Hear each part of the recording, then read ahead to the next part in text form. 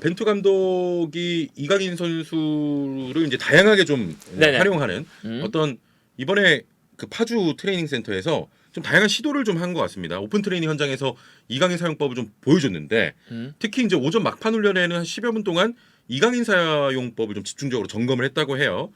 그러니까 이제 어제 예. 그 오픈 트레이닝 현장에서 음. 그 이제 전술 훈련을 별로 원래 안 보여주거든요. 잘. 네네. 근데 좀 이례적으로 이제 전술 훈련도 같이 진행을 했어요. 근데 그 전술 훈련을 진행할 때 이강인 선수를 여러 위치에 기용을 하면서 뭔가 사용을 하는 활용해 보는 장면들이 많이 나왔다. 네네. 그래서 첫 번째는 투톱을 활용했습니다. 세컨 스트라이크 자리. 그러니까 원래 이제 무리키 옆에서 네. 뛰잖아요. 마요르카에서. 그러다 보니까 우리가 원래 4-2-3-1 전형을 쓰는데 뭐 어차피 최전방 공격수 밑에 있는 공격형 미드필더가 네네. 뭐 세컨드 스트라이커 내지는 공격형 미드필더거든요. 그 자리에 이강인을 기용하고 최전방 스트라이커는 손흥민을 기용했습니다. 그러니까 이제 손흥민과 이강인의 투톱이었네요. 그렇죠. 예. 그리고 뭐 오른쪽에 황희찬, 왼쪽에 권창훈 이렇게 좌우 측면에는 권창훈과 황희찬 네. 두 명의 선수를 기용을 했고요. 그러면서 이제 손흥민과 이강인의 투톱도 사용을 해봤다. 근데 이제 뭐 어제 이제 훈련에서는 네. 그 황의조 선수도 참여를 못했고 그리고 조규성 선수도 참여를 못했어요. 조규성 선수는 약간 이제 부상인가 뭐. 그래서 이제 이런 얘기가 오늘 있던데. 오전에는 이제 아예 소집 해제가 됐죠. 그럼 조영욱 선수가 이제 새롭게 뽑혔는데 대체 발탁이 됐습니다. 어쨌든 어제 훈련에서 황의조와 조규성이 이제 훈련을 참여 못하니까 네. 손흥민과 이강인의 투톱도 활용을 해봤다. 근데 뭐 이제 실제 경기에서는 아무래도 이제 투톱을 쓴다면 손흥민과 황의조, 뭐 손흥민과 조규성 이렇게가 나오겠죠. 아니요. 이강인을 쓴다고 실제 경기? 이강인을 쓸 수도 있습니다. 월드컵에서? 쓸 수 있죠. 그렇죠. 네. 그러니까 근데 제가 생각했을 때는 그 손흥민과 황의조 이렇게도 구성이 가능하잖아요. 그러니까 이강인 활용법만 생각하면 네네. 이강인을 최전방에도 쓸 수가 있어요. 투톱으로. 그렇죠. 지금 무리키랑 잘하고 있으니까. 네. 그런데 이제 뭐 손흥민과 이강인도 쓸 수 있지만 기본적으로는 경기에 활용한다면 황의조 이강인 혹은 조규성 이강인이 훨씬 더 투톱에서 뛰는 데에는 적합해 보인다. 그렇습니다. 이런 생각이 이제 들어요. 왜냐하면 일단은 이강인 선수가 지금 마요르카에서 잘하고 있는 역할이 네. 무리키가 떨어뜨려주고 이강인 선수가 세컨드 스트라이커 자리에서 세컨볼을 가져오는 이러한 역할들을 이제 많이 볼 수가 있죠, 실제로. 그래서 무리키 머리로 보내주는 패스 한 방 떨어뜨려줄 때 이강인 선수가 빠르게 들어가면서 득점까지 만들었던 장면도 있고 이제 그런 장면 생각하면 우리 대표팀에서도 그러한 장면들이 나올 수가 있거든요. 근데 그런 장면을 만들려면 사실 손흥민 이강인보다 황의조 이강인, 그렇죠. 조규성 이강인이 훨씬 더 왜냐면 이제 적합하죠. 비벼주고 좀 떨궈줘야 되는 역할이 맞습니다. 필요하니까.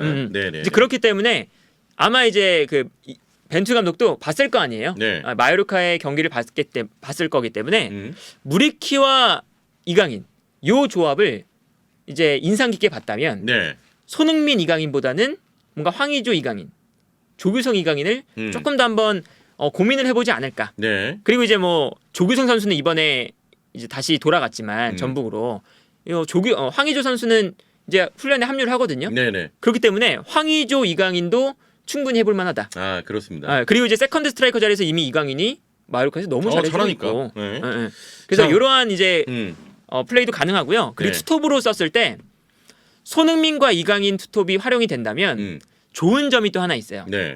어떤 점이냐? 우리가 레스터 시티전 경기 봤을 때 손흥민 선수를 3-5-2 전형을 쓰니까 조금 더 높은 위치에서 쓸 수가 있었죠.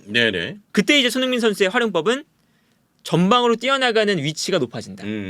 이런 거였잖아요. 역습으로 나갈 때. 근데 이강인 선수가 마요르카에서 투톱 중에 한 자리에 뛸 때 좋은 게 뭐냐? 역습으로 나갈 때 중간에서 연결고리 역할을 너무 잘한다. 찔러주는 패스들 뭐 이런 것들. 그래서 이제 만약에 투톱으로 세운다면 손흥민이 뛰어가고 높은 위치에서 뛰어가고 이강인이 받아서 전방으로 킬 패스. 요게 이제 활용될 수가 있거든요. 그리고 뭐 굳이 손흥민 선수가 투톱으로 안 나온다 해도 손흥민 왼쪽, 최전방에 뭐 황의조 혹은 조규성, 오른쪽에 황희찬 이렇게 빠른 선수들이 있잖아요, 주변에. 그러다 보니까 뭐 손흥민, 황의조, 조규성, 황희찬 이런 선수들이 역습으로 나갈 때 이강인 선수가 받아서 뒷공간을 찔러주는 패스. 그렇죠.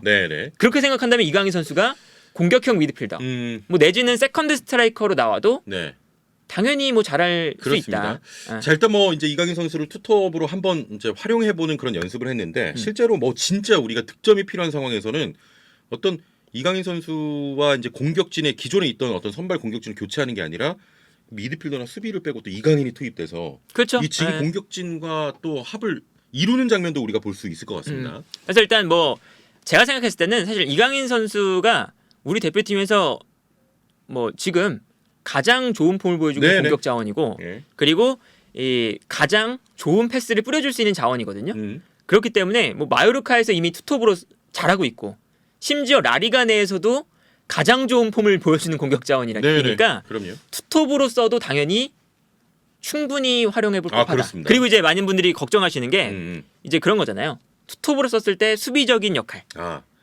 부족하지 않을까. 압박이나 뭐 이런 부분.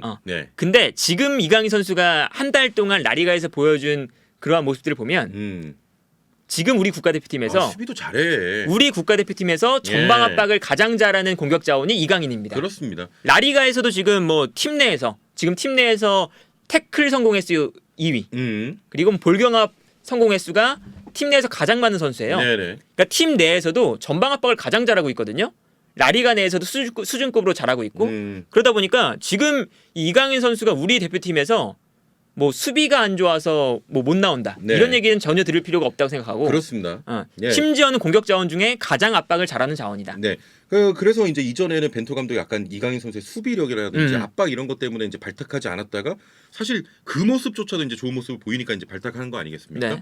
수비력에서는 이제 이강인 선수가 문제점이 좀 없다 이렇게 보면 될 것 같고요. 그래서 이제 투톱으로 사용해도 괜찮고 그리고 두 번째로 활용했던 방법이 이강인 선수를 한 칸 내렸어요.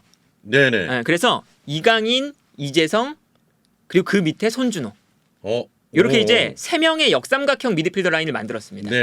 그리고 이러한 이제 라인업은 이제 아무래도 어제 훈련에서 황인범 선수도 어제 합류를 못했거든요. 그러니까 황인범 선수의 역할을 살짝 주면서 황인범 선수보다는 당연히 좀 더 공격적인 역할이니까 이강인과 이재성 공격적인 중앙 미드필더 쓰면서 뒤에 손준호를 이제 배치하는 이런 한번 실험을 또 해본 거거든요. 이게 가장 어떻게 보면 현실적이지 않나요?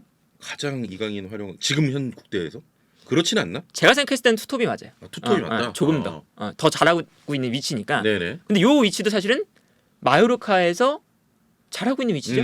마요르카에서 투톱으로 쓰다가 주된 포지션은 투톱이지만 쓰다가 조금 더 득점이 필요할 때 혹은 미드필더 라인에 심지어 미드필더 라인에 중원 싸움이 필요할 때 미드필더 한 명을 빼고 공격수를 넣어서 이강인과 자리를 바꿔줘요. 그래서 이강인 선수를 중앙 미드필더로 내리거든요.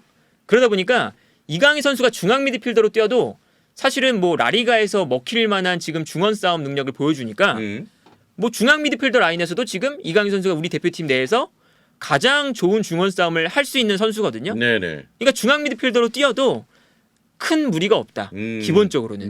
그리고 여기에 대해서 이제 이강인 선수가 중앙 미드필더로 나왔을 때 또 좋은 점은 이 선수가 결국 우리 대표팀이 가지고 있는 뭐 가장 큰 문제점 중 하나라고 할 수가 있는 후방 빌더.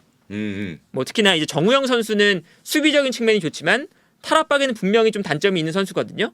그러다 보니까 결국에는 정우영 선수를 도와줄 수 있는 자원이 옆에 있어야 우리가 후방 빌드업을 이제 조금 더 부드럽게 전개를 할 수가 있어요. 근데 이강인 선수라면 지금 라리가에서도 마요르카에서 뛸 때 내려와서 볼을 받아주는 역할을 해주고 있는데 이때 웬만한 압박에는 볼을 안 뺏기거든요. 그러다 보니까 이강인 선수가 내려와서 이제 정우영 선수를 도와줄 수 있다는 그런 점에서도 그렇습니다. 중앙 미드필더 기용도 충분히 괜찮아 보인다. 그리고 여기에 대해서 이제 수비적인 역할을 조금 더 살펴보면 이강인 선수가 왼쪽 중앙 미드필더로 서면 그쪽 측면에 손흥민이잖아요. 손흥민 선수가 조금 더 공격적으로 올라가면 당연히 좀 이 수비 라인에서 중원에서 손흥민 선수의 측면 공간을 커버를 해줘야 되죠. 그렇죠. 수비적으로 이게 좀 더 커버를 많이 해줘야 되겠죠. 근데 이강인 선수가 중앙 미드필더로 나올 때 마요르카에서 담당하고 있는 역할이 바로 그 역할입니다. 이강인 선수가 중앙에 있지만 사실 이 마요르카가 5-3-2 전형이라서 측면이 좀 공간이 비는 형태의 이제 전형이에요. 그러다 보니까 이강인이 중앙 미드필더로 나올 때는 측면으로 많이 움직여서 측면 공간을 커버해주기도 하죠. 그러니까 그러한 플레이도 전혀 무리가 없고, 그리고 심지어는 이제 공격적으로 올라갔을 때는 손흥민과 이강인이 가까운 위치에서 플레이를 할 수가 있거든요. 이제 포메이션상 그러면 이강인 선수가 손흥민이 뛰어 들어갈 때 이강인 선수의 한번 또 스루 패스가 그렇죠. 들어갈 수도 있다. 네네. 자 이제 뭐 중앙 미드필더로도 한번 이제 기용을 해서 실험을 해봤고 그리고 이제 왼쪽 측면 공격수도 실험을 해봤는데 이 자리도 지금 이강인 선수가 가능하잖아요. 그렇죠. 예. 그러니까 이 마요르카에서 이제 벤투 감독이 마요르카에서 이강인을 쓰는 위치를 다 써본 것 같아요. 한번 네네. 궁금하니까. 그래서 투톱에도 써보고 중앙 미드필더도 써보고 측면에도 갖다 그리고 이제 놔보고. 마요르카에서 이강인 선수가 뭐 마요르카가 5-3-2 전형을 주로 쓰지만 네. 이강인 선수의 위치에 따라서 이강인을 한 칸 내렸으면 측면에 쓰면 5-4-1의 전형이 되거든요. 그러면 이강인 선수가 왼쪽에서도 뛰고 오른쪽에서도 뛰어요. 네. 그리고 특히나 이제 왼쪽에서 뛸 때는 이제 대표팀이 왼쪽에서 활용을 한 거잖아요. 그럴 때는 이강인 선수가 측면 수비로 깊숙하게 내려와서 상대의 측면 공격수의 움직임을 막아내기도 하고 네네. 공격적으로 올라갔을 때는 왼발을 쓰니까 크로스를 올려주기도 그렇죠. 하고 네. 특히나 이제 이 왼발 크로스는 당연히 무리키가 있기 때문에 가능한 전략이잖아요. 그러다 보니까 이강인을 왼쪽에 썼을 때는 크로스 그리고 박스 안에서 황의조나 조규성 이 박스 안에서의 이 경쟁력이 좋은 선수들 네. 이러한 공격수들과의 조합이 꽤나 좋아 보일 것 같다. 그렇습니다. 좋을 것 같다. 네. 라는 생각이 들거든요. 그래서 이제 이강인 선수를 측면에 두는 것도 충분히 우리가 위력적으로 사용해 볼 수 있는 이강인 선수의 활용법이 아닐까. 네네. 지금 사실 이제 벤투 감독이 이강인 선수를 1년 6개월 만에 부르면서 뭐냐면 지금 라리가에서 잘하니까 그렇죠. 다양한 이제 활용법들을 좀 보고 있는데 벤투 감독이 일단 이번 두 차례 평가전에서는 이전과 좀 다른 시도를 해보겠다라고 했고 이강인 선수도 어떤 역할이 주어지든 이제 감독의 어떤 요청에 뭐 부응을 하겠다. 그렇죠. 이렇게 밝혔는데 일단 2연전이 이제 이강인 선수를 어떻게 활용하는지 좀 시험 무대가 될 것 같습니다. 그 벤투 감독이 변화를 주겠다. 이렇게 한 게 그 핵심에 저는 이강인이 있는 것 같아요. 네네. 왜냐하면 당연하게도 지금 이강인이 라리가 내에서도 가장 좋은 폼을 보여주고 있는 공격 자원이니까 이 선수를 활용을 안 할 수가 없거든요. 당연하게도. 네. 그래서 이제 뭐 심지어 이제 제가 생각했을 때는 지금 우리 공격 라인 중에 손흥민 선수를 제외하면 이강인 선수가 전 제일 영향력이 크다. 클 수가 있다. 네네. 그만큼 잘하고 있거든요. 그래서 이강인 선수가 그만큼 잘하기 때문에 안 쓸 수가 없는 상태고 그렇다면 지금까지 이강인을 안 썼기 때문에 이강인을 이 우리 국가대표팀 명단에 선발로 사용했을 때 어떤 조합을 가질 수 있느냐, 가져갈 수 있느냐. 네. 이거를 아마 벤투 감독이 많은 고민을 좀 하는 것 같아요. 그 궁금하다 진짜 이번에. 이강인 과연 대표팀에서 어떤 모습을 보여줄지. 그래서 이제 뭐 투톱, 중앙 미드필더, 측면 공격수. 그냥 벤투 감독도 다 한번 해보는 거죠. 그렇죠. 그리고 이 자리에서 이강인 선수가 뭐 라리가에서 다 잘하고 있고. 네네. 그러니까 이제 벤투 감독이 선택할 수 있는 전술의 폭이 매우 넓어졌다. 그렇습니다. 그리고 이제 벤투 감독이 이렇게 전술의 폭이 넓어졌으면 이제는 벤투 감독이 이제 이강인 선수를 어떻게 활용해서 결과물을 좀 내느냐. 네네. 요거에 좀 달려 있지 않나. 그렇습니다. 생각이 듭니다. 프리킥은 누가 찰까? 그 이제 어제 오픈 트레이닝이 어떻게 찼냐면 왼발은 이강인. 왼발 쪽은 이강인. 그리고 오른발은 손흥민. 그리고 손흥민이 왼발로도 한번 차보고. 네네. 요런 이제 장면들이 나왔다고 해요. 뭐 이제 이강인 왼발, 손흥민 오른발 아닐까요? 그렇죠. 네. 그러니까 그리고 이제 웬만하면 이강인이 차겠죠. 프리킥 이제 데드볼 처리 능력은 이강인 선수가 이제 손흥민 선수보다 저는 좋다고 생각을 하기 때문에 이강인 선수가 웬만하면 코너킥이나 프리킥을 좀 많이 처리하지 않을까. 그렇습니다. 그러니까 확실히 이강인이 이제 킥도 좋으니까 약간 이제 코너킥 상황이나 이런 상황에서 좀 기대가 더 될 것 같아요 이번에. 그렇죠. 이렇게 킥 잘 차는 선수가 이 정도로는 없었잖아 사실은. 그럼요. 그리고 이제 그 이강인 선수가 지금 라리가에서도 뭐 코너킥으로 어시스트도 하고 그렇죠. 프리킥으로도 그 레알 마드리드전에 어시스트하고 그런 거 보면 진짜 이 킥 능력이 정말 남다르잖아요. 그 그럼요. 궤적만 봐도. 그렇습니다. 그렇기 때문에 이제 이강인 선수를 이제 우리가 활용할 수 있다는 건 진짜 이 데드볼 상황에서 그런 우리가 위력이 늘어난다는 것도 분명히 존재하죠. 그렇죠. 지금 뭐 나폴리처럼 또 김민재를 어떤 코너킥 상황에서 김민재를 활용할 수 있는 그것도 거고. 있죠. 그렇죠. 특히나 이제 또 김민재가 최근에 그 세트피스 공격 가담에 눈을 막 뜨고 있잖아요. 골도 넣고. 나폴리에서. 그렇기 때문에 이강인의 정확한 뭐 프리킥 혹은 코너킥 처리 능력. 그리고 이제 김민재의 압도적인 제공권 그렇습니다. 장악 능력. 네네. 요게 나온다.